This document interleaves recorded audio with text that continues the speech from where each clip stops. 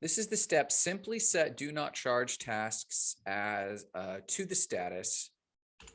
Simply set do not charge tasks to the status titled complete. And what that looks like is you have several items here that were client tasks, and for one reason or another, they ended up in the to invoice. Perhaps when they were in the other column, we did extra work that should now be invoiced. You need to look. Or sometimes the next button was simply hit right there when it was in the content support list. And it just moved forward from in review to invoice instead of skipping to complete. Typically, something that's do not charge should be moved to complete. So your step is to go through any green tab that says do not charge, review it, and then simply mark it complete. We're not going to create an invoice for this client. We can assume they've already been communicated with. We can assume everything has been tended to, and we just need to clean this up. So Inspired Travel blog post issue.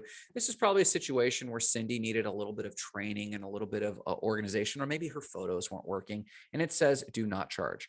Now, all we could need to do is set complete, or simply skip the invoice or collection thing, set it to complete, resolve all items, and it goes away. And now you could do the same by simply multiple clicking any item with a do not charge that you're fairly confident in that does not need an additional charge in the least, and then use the edit function to simply set it as complete and resolve all of these items, and they should update the list and go away.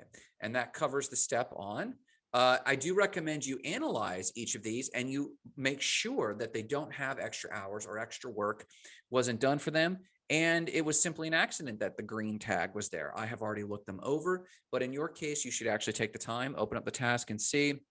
Sometimes we troubleshoot it for much longer than we would have estimated it, but that doesn't necessarily mean we should charge for it unless it does extend outside of our scope of normal troubleshooting. But that should complete the step. Simply do not charge task, set do not charge task to the status tiled complete.